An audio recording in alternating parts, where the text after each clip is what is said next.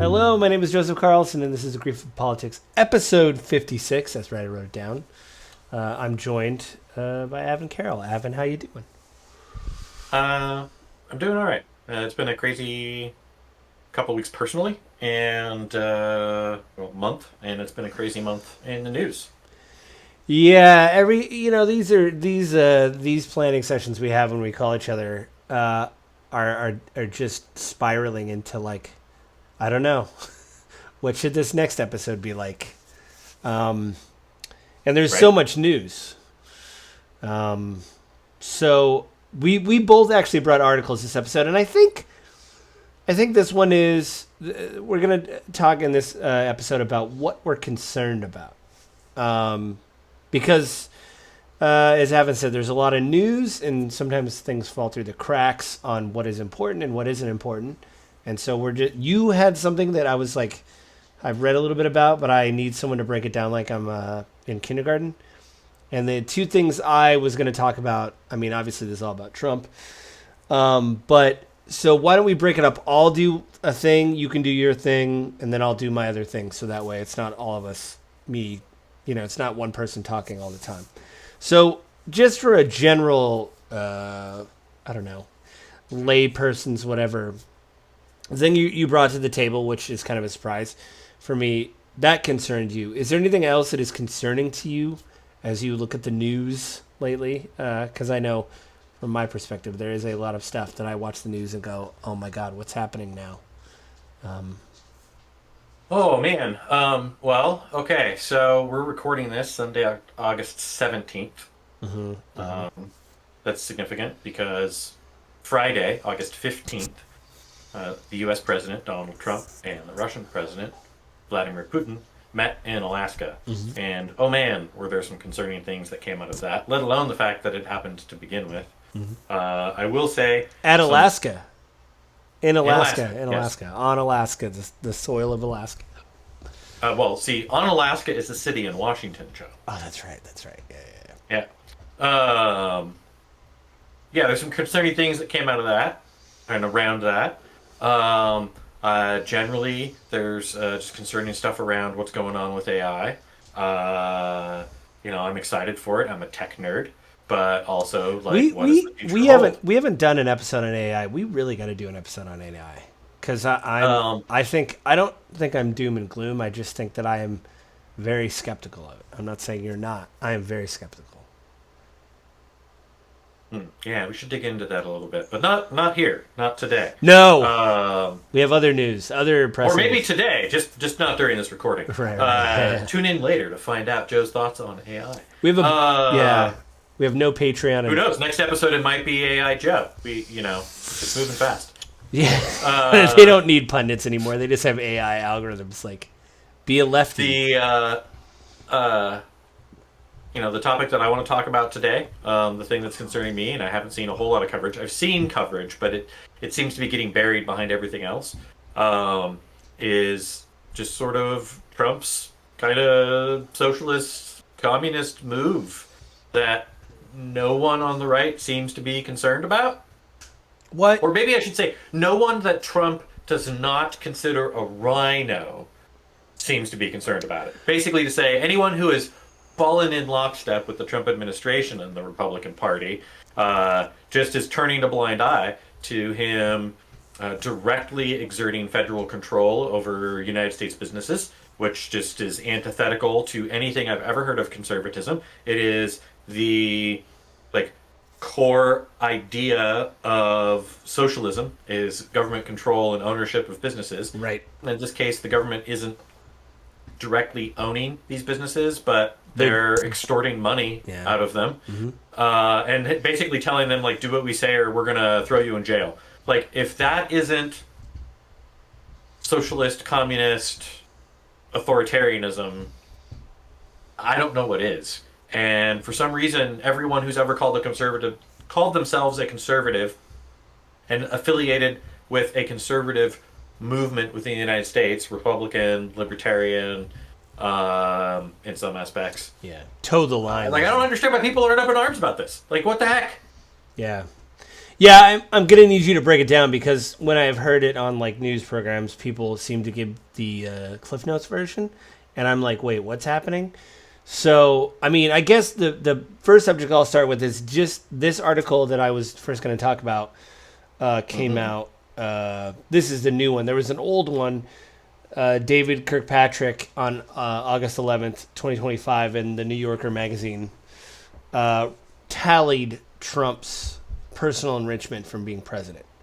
He got like a forensic accountant, and they sat down and came up with the number, and he made a graph. Now, here's the deal. Everybody knows in the show that my brain turns to oatmeal when there's a graph involved. But Oh no! yeah, the show's about to go down. Um, Get out the cinnamon and sugar. I just Time for want to smoke. I just want to go over some top line stuff. Like from crypto alone, because he has the Trump coin. I think there's the Wolf, the WLF with the dollar sign. There's the Trump with the dollar sign. Um, it's $2.37 billion. Trump Media goes crypto is 1.3. That's how they're getting the money. The Trump with the dollar sign is 385 million, and token investments are 412.5 million dollars. Now we went over this. I think some of this with that episode we did on the grift. Some of the things that aren't listed here are the fact that people bought his crypto coin to have a dinner with him, and nobody really Mm-hmm. knows what was said. There was no reporters there. I think somebody snuck in.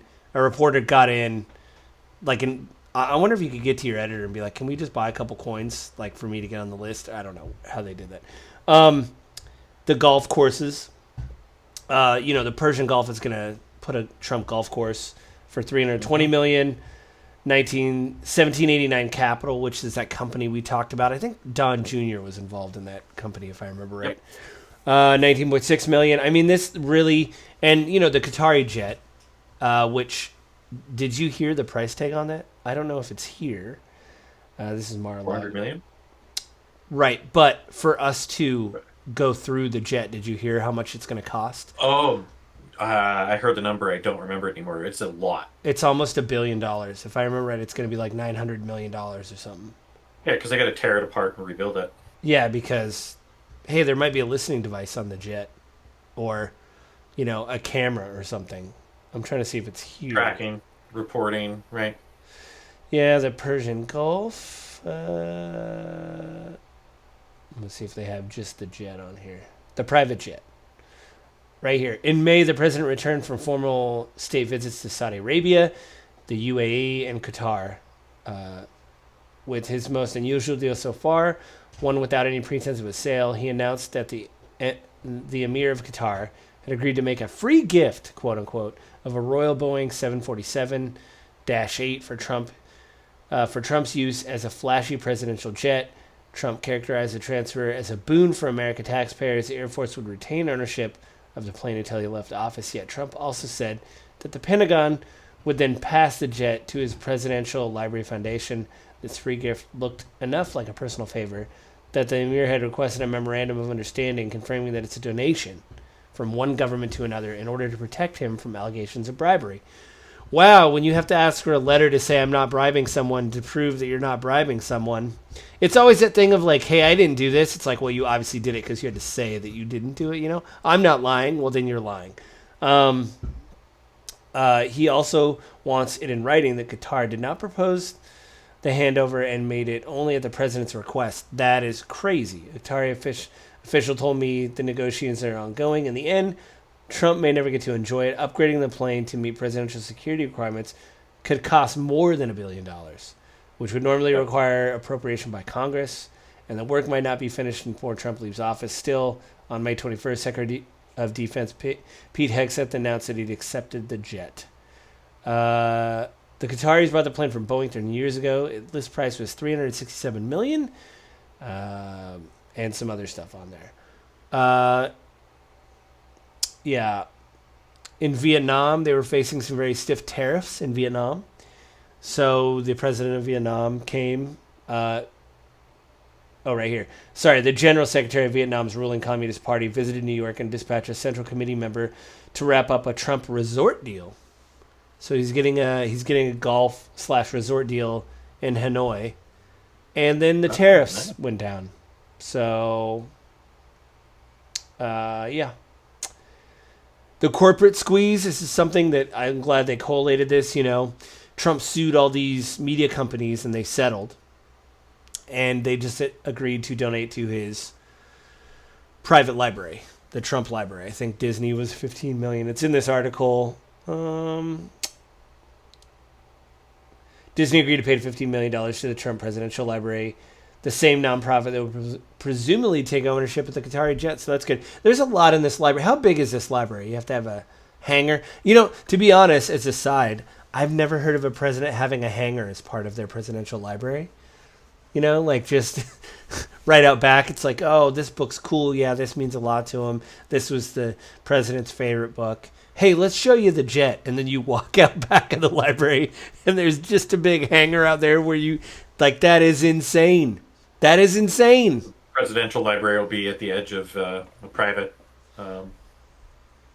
runway. Yeah, they'll be filming Top Gun 5 there. So all this kind of stuff, this concerns me that, there's a lot in the news. A lot is getting a lot in the noise, but this is just going to keep going. And maybe I know when Trump went into office, a lot of the cases Jack Smith, the special counsel, was going over were closed because Trump was elected president. And obviously, you can't, you can't litigate someone who's the sitting president. So those cases are closed. One, did we ever answer, or did anybody ever answer? Can they be reopened when he leaves office, or would you have to? I would make the assumption, but I think one of the key things that came out of the Supreme Court decision around that was you can't even investigate. Right. It has to come from Congress. I remember there was a story that came out that one of the judges involved in one of these cases after that immunity case said, well, listen, I don't know what he was doing if he did this when he was a citizen, between presidencies. So let's run it through the court system to see what happens. Does this count as an official act of him being president? But I don't know what happened with that. And then two, the that was a Chutkin case. Yeah. And then two, the other question I had was, I think whoever is in power next, whoever is the president, should probably have a special counsel. Hey, I want to look into all this. I want to know what's going on. Was this an official, how much money are they bringing in? Because this is unacceptable. Yeah. Part of me is yes. So, my feelings around Trump. The guy is a grifter. And he has unfortunately managed to bring everyone in on his rage. And because he sees their anger, I should be doing that in air quotes, because he sees their anger, they feel far more emotionally connected to him than they should. And I think any investigation into Trump post-presidency, if it's done by anyone that's not a Republican, is immediately going to just be seen as a political action. Yeah, it's so crazy to me that, listen, I agree. We've eroded trust in our justice system so far that I don't know that anything that came out of that would be trusted. Yeah, and that's the thing is on the left, I distrust some people on the left and I trust other people on the left. But it seems like you said on the right, if you don't follow Trump, then you are a liberal or, like you said, a rhino, where it's you're not really. And it's you haven't kissed the ring. Right. So, I just want to let people know, read this article. Again, it has a graph, but it's in New York Magazine, the New Yorker. New York Magazine, New Yorker, different. New York. It's in the New Yorker. It says, how much is Trump profiting off his presidency? It was by David Kirkpatrick. It came out on August 11th, 2025.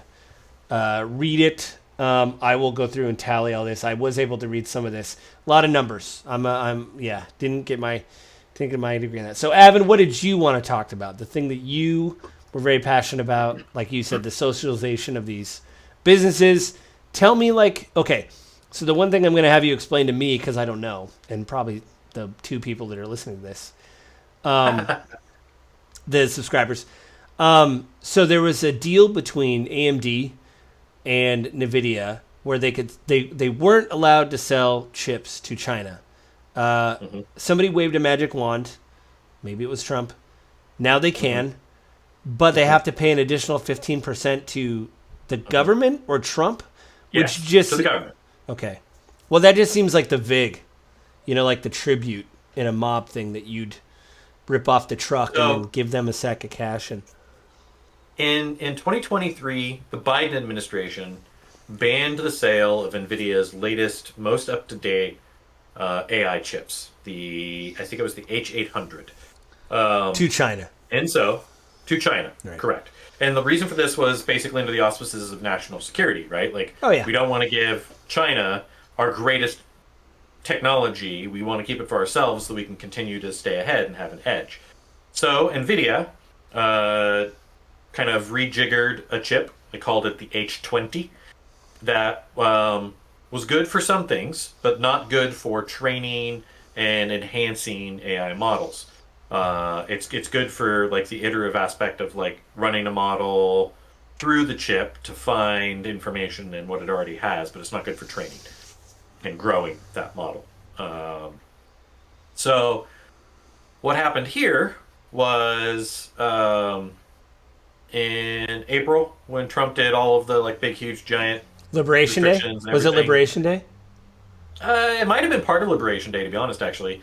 We had that- Basically, they said, no, you can't even sell the H20s to China anymore. We will not sell anything to them. And so it got completely restricted. Jensen Huang, CEO of NVIDIA, has kind of been on. Didn't he have dinner with grinding Trump, a though? mean- He had dinner with him, right? And donated, I think, something to him. I didn't see that specifically, but it 100% would not surprise me in the least. Yeah, I mean, But what- he'd been going around talking with government officials, not just Trump, but others, like trying to build up, like, hey, this isn't a national security risk. We're not selling them our latest and greatest.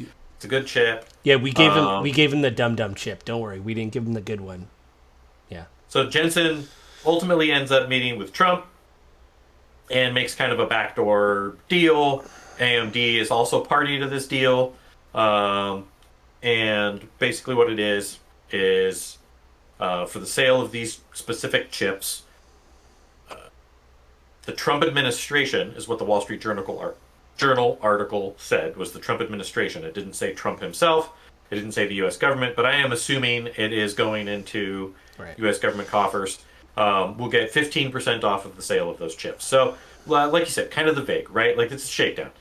Now, on the upside, this is enriching Trump directly, although I would be curious where his investments are, because I haven't heard anything about him divesting himself this time moving into the presidency. yeah.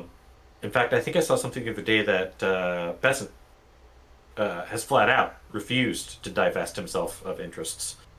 Well, yeah, he's personal making. interest. Besant was making a lot of money. There is something about his firm or whatever. What do you? But that's an aside. So really, I mean, that's kind of what it is.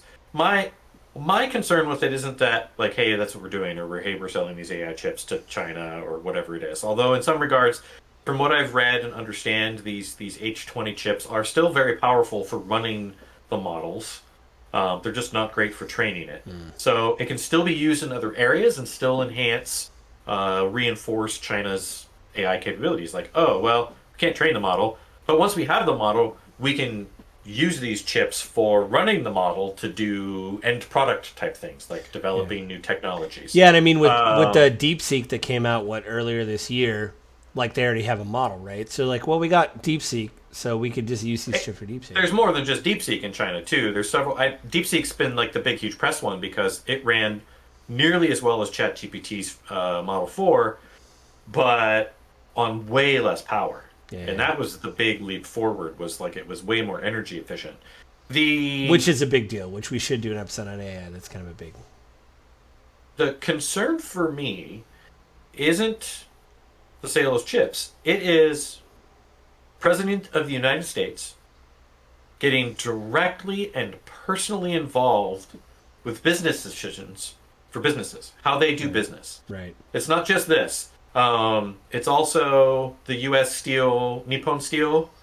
Yeah, tell me deal about this that because went through. I just heard there was something with Nippon Steel. That's all I heard. There was a deal. That's all I heard. So Nippon Steel was getting ready to buy U.S. Steel right before the end That's of the right. Biden administration. That's right. I And there remember was a reading whole that. bunch of back and forth. I There was a remember. lot of news Okay. about it. It's an American steel company. It should stay an American steel company. We shouldn't be doing this. Hmm.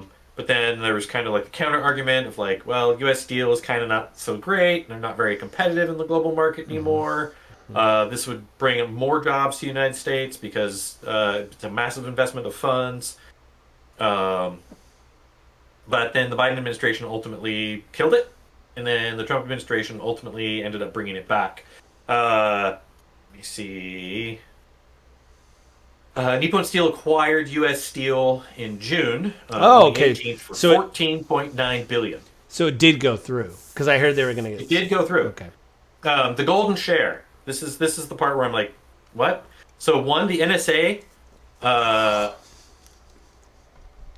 no, a national security agreement was required. Not this is the national security agency. It's the national security agreement was a requirement for the deal. Hmm. So there had to be an agreement with Japan, with Nippon Steel in the United States on like, hey, access to materials, pricing, that kind of stuff, because it's a resource, an important one. Uh, Nippon Steel had to be made a commitment of $11 billion in new investment into U.S. Steel by 2028. So Okay. this was something that I think they were already kind of working towards anyways. This wasn't really a big shift. Like they were already like, hey, we're going to invest a lot in the United States. We've got a lot of expertise there. A lot of things there. We want to really grow this out. Hmm. Okay. Um, and this is a big win for Japan too. This is a really big win for them as well. Um, I take it their steel company was not doing that great. no, Okay.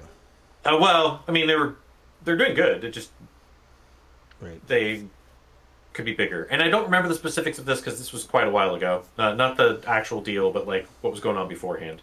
U.S. Steel will operate as a wholly owned subsidiary of Nippon Steel, but will retain its name and headquarters in Pittsburgh. And then the golden share. The U.S. government retains a golden share, giving it veto power over key decisions like reducing committed investments, changing the company's name or headquarters, relocating production or jobs, acquiring rivals, and certain plant closures or idlings. This is an unusual level of control for the U.S. government in such a deal. What's shocking to me Is is that ever happened before? uh, not that I am aware of. They say it's unusual that I'm aware of. This is the first time it's happened. Although, I'm not a business scholar. The Yeah. thing about this to me is like this is socialism. This is the federal government directly getting involved in the running and managing of businesses in the United States. It's not full on. You can maybe call it socialism light. I read a whole article last week about how we're kind of moving into this sort of capitalist American style communism and influencing businesses and how they operate, and then taking profit directly out of the businesses as opposed to letting it go to shareholders and investors. It's a really stark turn, right? Like there are a lot of Democrats that would never think that this was okay. So I'm shocked that we don't have more Republicans freaking out about it. so just to let you know, I mean, this is just a quick Google search, and like the two. Hang on. Sorry, 1, 2, 3, 4, 5, 6, 7, 8. The ninth hit on Google was from the Cato Institute, which is, as I've heard, pretty, I mean, more right leaning than left leaning. Oh yeah, The they're more of a libertarian think tank. the the title of the article says yes, Trump just nationalized U.S. Steel. In fact, recent revisions to the Commerce Department's regulations repeatedly cited special golden shares as the company's. In fact, recent revisions to the Commerce Department's regulations repeatedly cited special golden shares as evidence that a company under investigation is controlled by another company or by a state. So it seems like the only time that. Oh, right here. The U.S. has also repeatedly fought for an expansive determination of public body, including. Hang on. So it sounds like this happened. right here. Even when a government has a minority share in an enterprise, it can be a controlling share when a government is still the biggest owner or has a golden share. So apparently, it's something that which allows de facto control regardless of formal voting rights. The person said, emphasis mine. They bolded golden share. Yeah, so this seems like a kind of an unprecedented thing. That And and the thing about it to me that's most shocking is this is a conservative Republican that's doing it in name. In name. If anyone's a rhino, it's Trump. That man has no commitment to anything conservative at all. He has a commitment to himself, really. feeding off of and empowering himself off of the rage and anger of conservatives. And he is selling them on how he is their messiah and savior, and he's the only one who can make things better by, I'm gonna keep them happy by going after a few of their babies, their pet projects, Right. their big deals, right? Like immigration. Yeah, like it. Yeah, it seems like it is brazen. It's more and more brazen. This whole golden share thing's kind of blowing my mind. I mean, now that the deal went through, that you're telling me that, I thought it was just going to be like a normal deal, but that's pretty No. insane. Yeah, it is. If Biden had done this, there would be riots in the streets. Yeah. Well, Obama said it best. He was at that summit early this year, and he just said they had him on camera. He goes, "Imagine if I had done any of this," and you're like, "Yeah, Yeah. yeah." The world would be losing their mind, Yeah. I mean, everyone on the right now is losing their mind over, oh my God, like he colluded, the Russia thing, it's all from the top. I haven't read any of those emails. I should probably dig into it a little bit further. But on the surface inspection that I've done so far, there's nothing shocking in there. Yeah, what I heard is that the silver bullet that the conservatives are using right now, like, see this email that said they were gonna, that the Russians said they were gonna collude with Hillary's whatever. The first Trump administration, their people were looking into it, going, I can't really verify this email. This looks like a fake. This looks like they're trying to throw people off the scent. So, like, we're not going to include it in the report, or we're not going to include it as evidence. We're going to put it in the file, but we're just going to say, and this, and as well as here. But we're not going to, tout it in court and say, here's your silver bullet, because I think this is fake. And the Russians, well, literally the Russian operatives were being quoted as, yes, we will interfere with this. We will do this. We will, and we shall continue to, basically. And, I just want to say, too, a lot of conservatives I've heard talk about the whole, the Russia thing, talk about voting machines. But their campaign was like a soft campaign. They sent Facebook ads to people and whatever. And that is a form of interference, We just need to fund, maybe we should really look at putting money into cybersecurity and stuff like that to try to crack down on this stuff. I actually don't know if Trump has done that. I don't know because that would be DOD and Hexeth. I mean, my guess is it's been cut. In fact, if I remember correctly, NIST, one of the big government agencies that oversees like cybersecurity rules, regulations, and guidelines, has been heavily gutted since Trump took office, just like many other agencies. A cybersecurity friend of mine, early on in the Trump administration, posted an article of one of those agencies being gutted and how it's like worse for national security. Yeah. That friend is definitely a more left-leaning Democrat, liberal hippie in the eyes of conservative ideology. And I would probably disagree with him with a lot of his thinking and ideas. But I don't on this. I agree with him wholeheartedly, right? Like, I am shocked that anyone that calls themselves a conservative is okay with this. And I think that any of them that says they felt otherwise 5 years ago or 8 years ago is lying to themselves, because they would have not been okay with this. Yeah, I think it's just because of Trump. It's because the almighty, exalted, holy leader is the one doing it. And they're like, oh, I trust Trump. People have been trolling anybody in the Trump orbit lately. There's a clip from North Korea. Have you seen that from like North Korea TV about like our our fearless, our fearless leader, or whatever they put, our dear leader, and she's in a like I want to say kimono, but it's not. It's like the Korean equivalent of like a kimono, the flag behind her doing the news, and every time there's a statement, people just tweet that GIF out. From Trump's orbit of like, look what he's done with this, and somebody will just tweet that GIF out of like the North Korean spokesman, saying, and our, dear leader has done this for us or whatever. And I gotta say, there was one thing I didn't think about on the tariffs that somebody brought up. I mean, this is all kind of tangential, but they said, when you do this to everybody, like, who are our allies?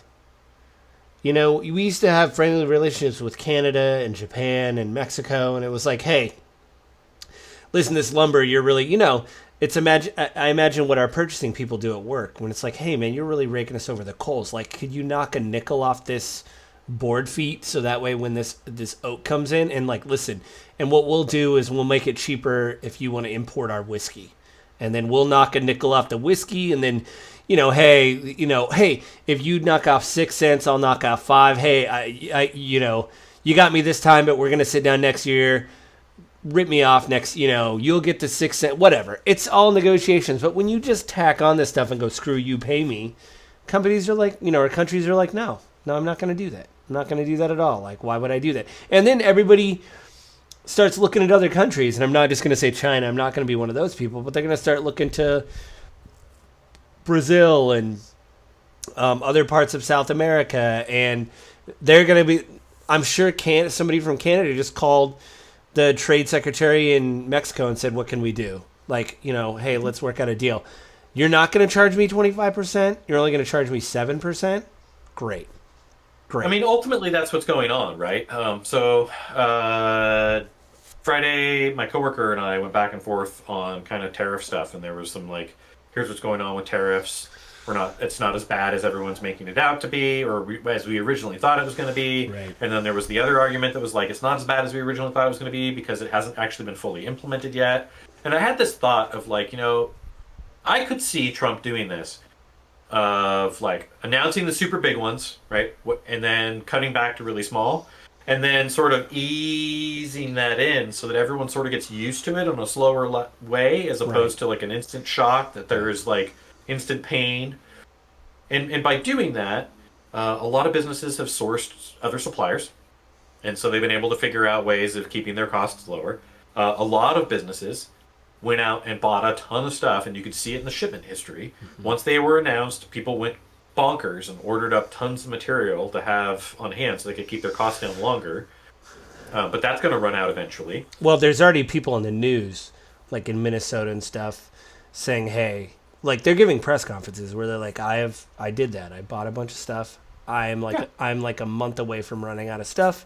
And after that, I will not be able to pay my employees. I will not be able to, keep my business open. There's businesses that are out there that are raising prices because of tariffs, even though their input costs haven't gone up. Yeah, I mean it happened during advantage of it. Yeah, it happened during COVID. Yeah. There's other businesses though that are eating it because they don't want to, or they're passing on smaller percentages of what their increased costs are. So they are now. I still think we're still going to see an uptick in inflation related to tariff impacts. Now, the one thing I will say on this, that for all of the naysayers that are like, oh my God, tariffs, and I'm not a fan of it. I think it hurts our competitiveness more than it benefits us. Whatever. They've been taking advantage of us. Like we've benefited from it for decades. Like they're not. Yeah.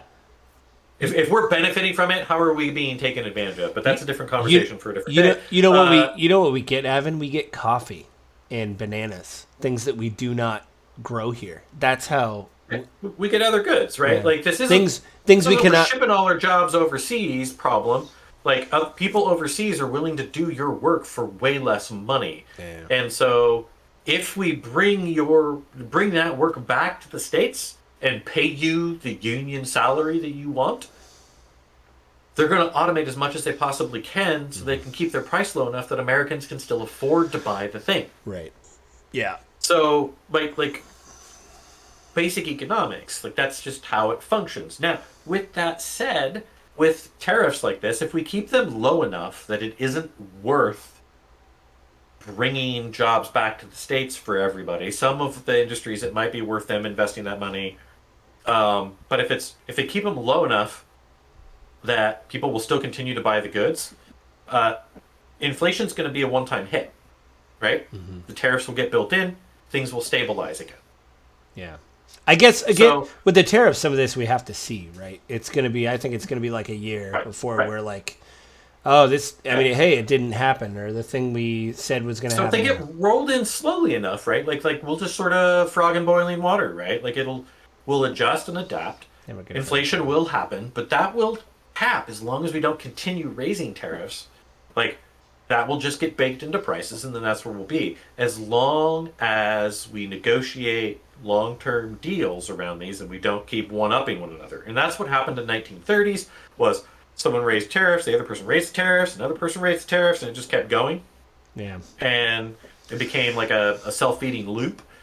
As long as we avoid that, then we could see real benefit from it. We're already seeing a lot of money in intake from these taxes. The problem is it's not enough, right? All this, we're going to make so much money. We're going to be rolling in dough. We'll close the IRS. We won't need income. Like, no, no, we're not making that much money. The numbers sound big to the average American, but they're not that big. Well, it's not only that; it's one of the things of like, wait, if the businesses aren't eating the whole cost and they're passing on the cost to the consumers, that's like a double tax. It's like you're getting money from consumers. You're not getting money. Like, okay, say that there's a 10% tariff and Canada decides to, we'll eat 5% of that because that's like our profit margin is whatever we can eat. That means I'm still paying 5% and that money's going to the We need to government. keep our customers. We'll slip it up a little bit over time, but initially, like we'll eat half of it, right? There's a strategy in that. Yeah. I think the irony of it is, right? Trump won as a populist president, right? I'm going to fix these things. I'm going to fix inflation. I'm going to bring prices down. I'm going to make eggs more affordable. But tariffs are not deflationary. Yeah. They are inflationary.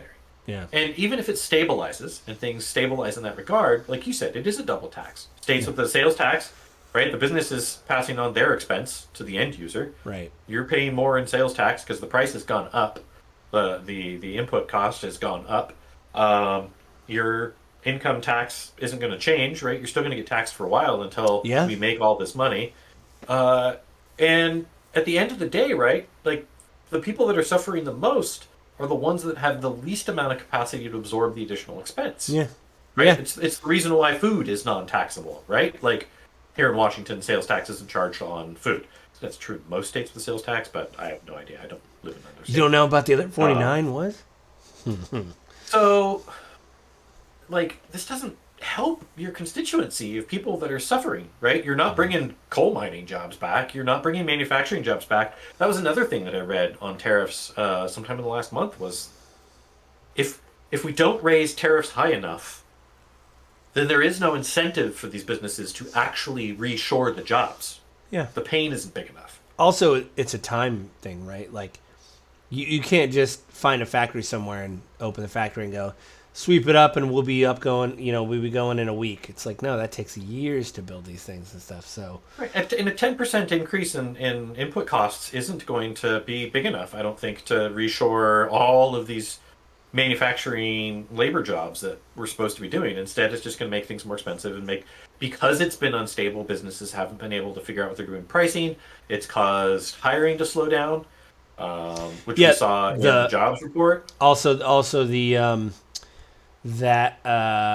what was it? The wholesale index went up by like almost a percentage point. So what wholesalers, and they thought it was going to be like 0.3%. It was like 0.9. So like almost a whole percentage point, which they said, hey, that means, we're looking at the top of the wave. We're at the bottom looking at the top of the wave right now, meaning in a little bit we're going to start paying X amount of dollars. So, Yep. The wholesale price index, I don't remember what it's actually called, but the manufacturer's cost is just kind of a front run on what consumer costs are going to be. Right. So It's like an there's an indicator. expectation that we'll see another 0.5% or so, I think, of inflation by the end of the year, which it beats the Fed, and now the Fed's in this weird spot of we're starting to see inflation start to tick up, but we're starting to see employment tick down. What do we do? Yeah, because if we cut, And everyone thinks once the Fed lowers rates, it's going to make things more affordable, but that's not true yeah, because interest-based things that you buy, credit cards, car loans, home loans, specifically mortgages, which is what people really look at, that's based off of the 10-year Treasury.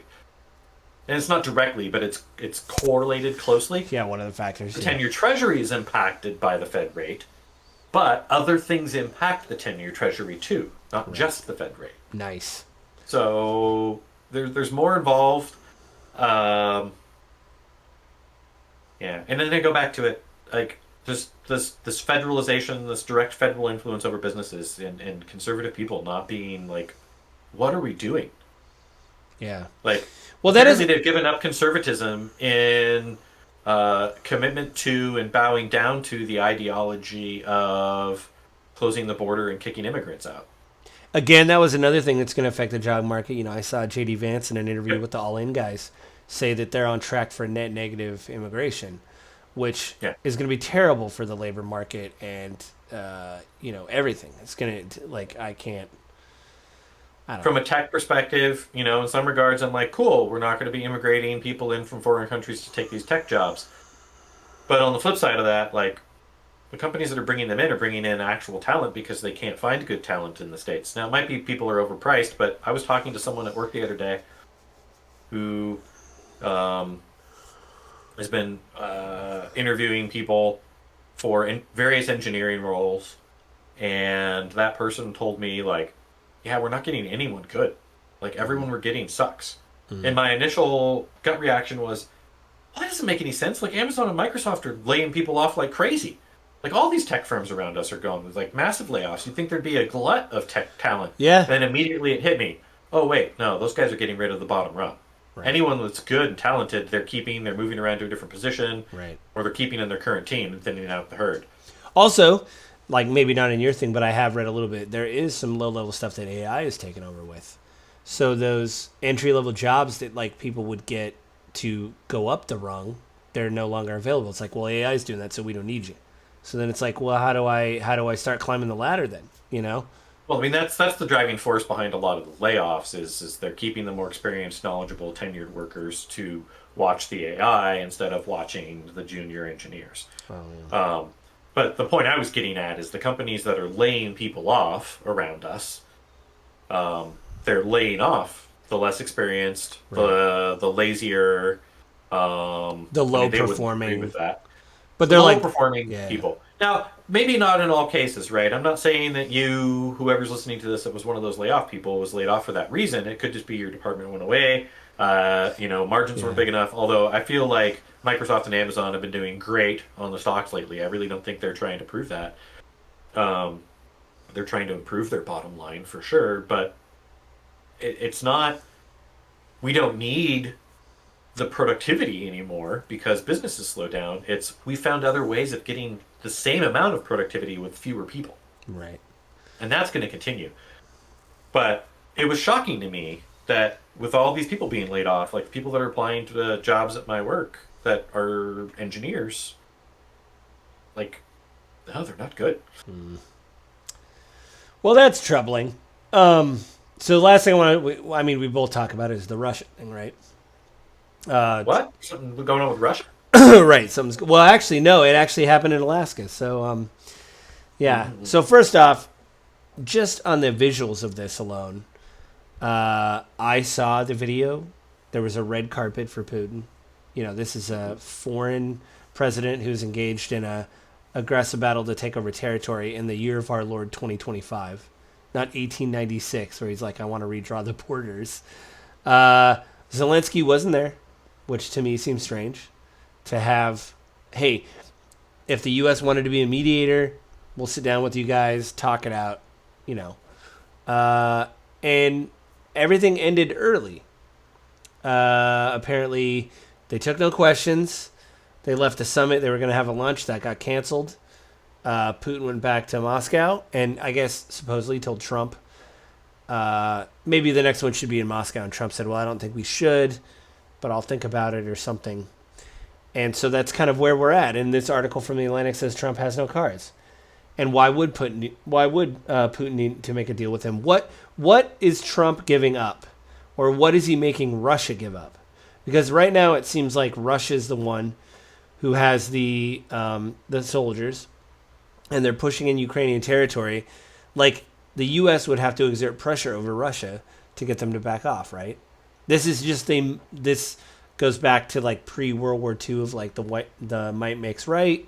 We're just gonna steamroll this territory, and we get what we claim, basically. So it's really depressing reading all this because it's like, well, what's going on? Read this article this morning. Yeah. Also, the Fox News host who came out, who was in the meeting with she's a reporter, Fox reporter. She, I saw a clip where she said it was very strange because Putin spoke first, which is really strange. He also gave everybody a history lesson, which she said was very tiring. And she said in the the audio, And he took no questions. She said, it really seemed like Trump got steamrolled because Trump didn't really speak that, wasn't very aggressive, didn't really. So, yeah, I don't know what's going on. It just seems like, we know what's going on because apparently a staffer with the White House left some pages in a printer at the hotel, which is so strange to me that you wouldn't be like, hey, we've swept this hotel room so for security reasons. We have Secret Service. Can you just bring a printer up to the room? Or we're going to bring our own portable printer. Like Trump has it. Doesn't Trump have somebody with him that gives him good news stories? Have her come with him and just print stuff out and be like, all right, it's all here. We're taking the stuff with us. This whole thing about we're all about, especially Pete Hegseth says this all the time. It's all about meritocracy. We're getting the best of the best. We don't. It's like, I guess in some parts of the government, because in other parts of the government, this seems really stupid, and it seems like you people aren't really the best. And so it's rough to read articles like this of like, what do you want, Russia? Sure. Hey, La, do you want a Coke? I'm going to the kitchen. Like, what are we doing here? Like, what are we? And every listen. What are we doing? Yeah, listen, I will listen to people that talk about, wow, we're spending so much money sending missiles to Ukraine. The EU should be doing it, which it seems like they are. They're stepping up. Yep. Yeah, they're stepping up, which I heard some figures. They have, there's a guy, I think his name is Michael Weisenbaum, or Michael Weiss. Michael Weiss. He's like a international, he does a lot of DOD stuff. And I heard him give an interview, and he said, well, people aren't talking about some of the Icelandic countries. Like, they've started spending more and more money on munitions to send to Ukraine, so they really are stepping up. But, you'd think that's what it would be, because there was EU people there at the meeting. You think Trump would be like, all right, we'll promise to do X, Y, and Z, but you guys got to increase your funding. None of that. None of that happened, is what it seems like. And now Trump doesn't want to talk about the deal. Hannity asked him, what did you give up? What happened? Or what will you do with Russia? And he's like, I don't want to talk about that. Marco Rubio was on Meet the Press, I believe, this morning. They played an old clip of him saying, the only thing we'll accept is a ceasefire, or we'll sanction Russia, or this is it. And then they asked him, well, what happened? And he says, I don't want to talk about that. So that means they did nothing. That means nothing happened. They just said, thanks, Putin. I hope you like some of the I wonder how Rubio's doing, man. Is he sitting there like, I'm doing good work from the inside? Yeah. Well, you've seen him in all those. You've seen him in all those. When Zelensky was in the Oval Office in February, when JD Vance said, have you even said thank you? Rubio was on a couch, and a lot of people pointed out, man, that guy's soul left his body about 10 minutes ago. You just see him kind of 1,000 yards staring into the void. Right. This isn't going well. I was doing the face a minute ago. I think you've got the article up, but yeah, I was mimicking him. Yeah, he's just So, plus he has 4 jobs, right? He's the archivist. He's the Secretary of State, isn't he? He's got another job. He's got 4 roles now, which seems like a lot. I would think. I think Secretary of State would really be one that you'd want to spend your whole body with. Plus, a lot of people. he's kind of getting pushed out of a lot of those responsibilities by other like individual specialists Oh, like like Witkoff. yeah, it is weird. What do you think about this Witkoff thing? Because I think it's so crazy that like he was a friend of Trump's, a real estate guy, and it's like you hear about these. I guess Rubio was there at this Russia thing, but that's one of the few times. Like, does he go to Israel with Witkoff when he's talking to them? Does he go to? He doesn't. Witkoff didn't. Rubio wasn't there at Russia because Witkoff had a meeting with Putin. Putin gave Witkoff a painting months ago. Apparently, he only used Kremlin translators because you could trust those guys. They're all ex KGB, Yeah, so I they're saw the Tetris movie. I yeah, don't know if you can trust those translators, Jeff. yeah. Well, it is. That's what they. I That's don't. What was that movie called again? It wasn't Tetris, was it?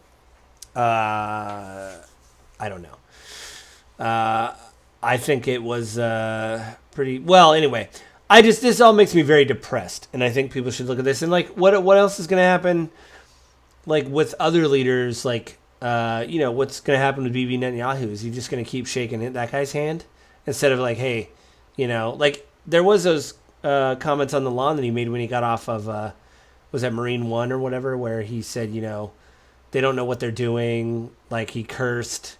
He was like, these people don't know. It's like, Killing each other. Yep. yeah, yeah. It was like, is there going to be more of that? Is he going to do? Because you could I sail that. mean, You're going to sail that on the lawn, but are you going to do something about it? Or are you going to be like, hey, Israel, we're just not going to send you weapons anymore and let the aid in? Like no. like we've got the ability to do that, right? But I think there's a little bit more sympathy from Trump for the Israeli side of things than for the Palestinian side of things. Um, I you had a conversation with another friend this week, and that friend brought up the point of, um, Hamas attacked first. That's definitely true in this specific context, Oh right? yeah. Israel's been pretty aggressive in their control of the West Bank and of Gaza for years, but Hamas and I can't remember the other military group. PLO. Is it the PLO from launching rockets in from the West Bank? Well, yeah, probably. Yeah, the West Bank. It's probably the PLO or Uh, yeah, rebels or whatever. so you've got rockets being launched into civilian areas in Israel. What's been going on? Israel's been pretty aggressive in their oppression in those spaces for years. But Hamas is the one who arranged the whole thing, put together the gliders, like armed all these people, and jumped across the border and killed 1,300 innocent Israeli citizens, not combatants. Kidnapped a whole bunch of them. They've given most of them back at this point. Well, the ones Right, that are Hamas did alive. that. The, Yeah. there's like 20. Uh, I think there's only like 20 left alive. I think. Hamas did that. And for a long time, that was kind of my position of like, hey, Hamas started this. Like Israel's striking back, and they're striking back really hard. But you've also brought up, and I don't disagree with you, that like there does get a point where it's like the scale seems a little bit big. Now that's because Israel's position, from a press perspective, has been like, well, we're just going to completely disarm them so they can never do this to us again. This can never happen again. Well, they want to destroy Uh, Hamas. They're like we need. but like I think maybe at this point, maybe the Palestinian people themselves kind of want to destroy Hamas. Yeah, they And they actually did have protests in the streets when they were being.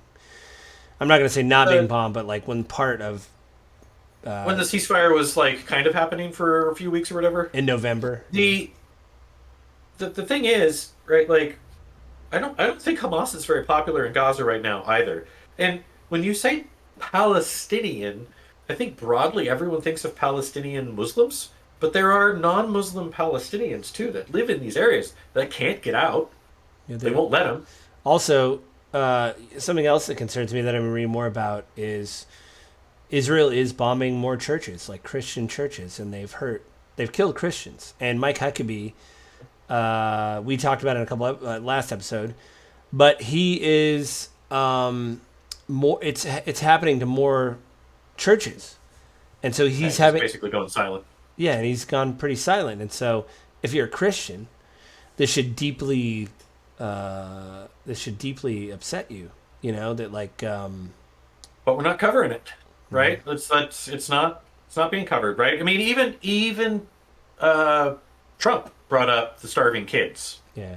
Yeah, he doesn't like the. in He's like, it from doesn't look Gaza. good. Yeah, it doesn't look good, Yeah, which it doesn't. like I don't know, man. Like we have the ability to stop it, but I still think Trump is pretty sympathetic. I think he's been sympathetic for a long time. You know, living in New York with the New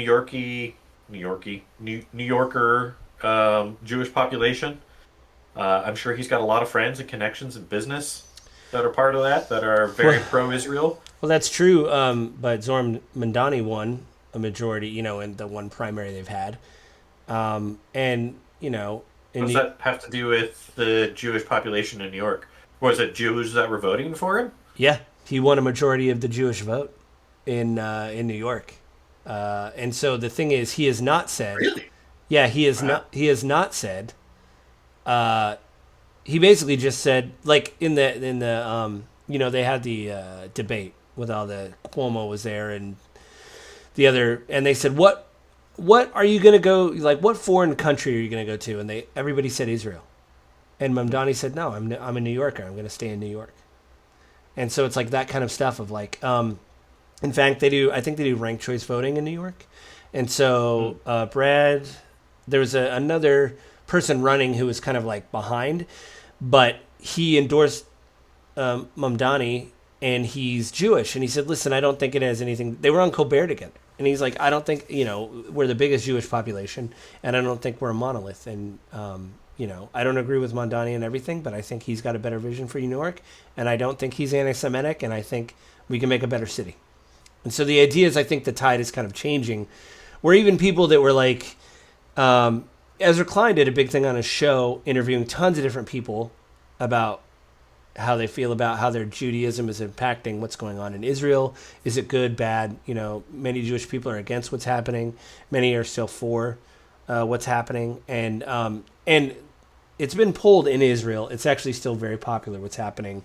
70 some odd percent of the people still want what's happening to happen in Gaza. They don't believe Palestinian was never a state. Whatever. And somebody drew a map of Greater Israel that involved several other countries, not just Israel, but it expanded the borders of Israel to like Saudi Arabia and stuff. And Netanyahu kind of tersely endorsed it, and so that looks bad. It looks like it's they're just trying to expand their territory. They want the West Bank. There's settlers in the West Bank. That's where most of the violence, I mean, that Mike Huckabee is not talking about, is people are being beaten to death. American citizens that have dual citizenship are being beaten to death. Mike Huckabee made one statement, asked about one person like a month ago, but it's happening more and more. He's been very quiet on that. He said that Hamas people need Ozempic because the videos there shows that they are eating, but it's usually the same video with like 4 people eating. But then you see videos of people starving, and you think, I don't think all these people are Hamas. I don't, they're not. I don't think these kids are Hamas. So, I mean, they can't all be, no. right? Like, there's just too much of a civilian population there, and Hamas didn't have everyone involved, right? Yeah. It was the government. It wasn't, as I understand it, it wasn't a popularly elected government. No. At least not in what we would consider fair and free Well, elections. that I know of, they won the election, so they did have an election. But I think after that, they just didn't have elections. So that's a great way to like lock in your really bad choice to be like, well, we're not doing that Oh yeah, again. we're done voting now. Yeah, we won. Like, oh, you pulled the ladder up. Okay. Like Yeah. you didn't bring the ladder down for other people to come up. You just pulled the ladder up so no one else could come up on the. Yeah. Well, Evan, we're So yeah, that situation's disappointing, right? Like the peace deal there that was supposed to already be done, the peace deal in Ukraine and Russia that's supposed to already yeah. be done, and it just seems like yet again we're kind of now distancing ourselves from what's going on. I mean, there was that position a couple months ago where Trump, Rubio had kind of taken this like we're just going to let them do their own thing, and then we're Yeah. meddling again. Oh, in Russia, didn't they say Yeah. that? Like, yeah, we're gonna have to.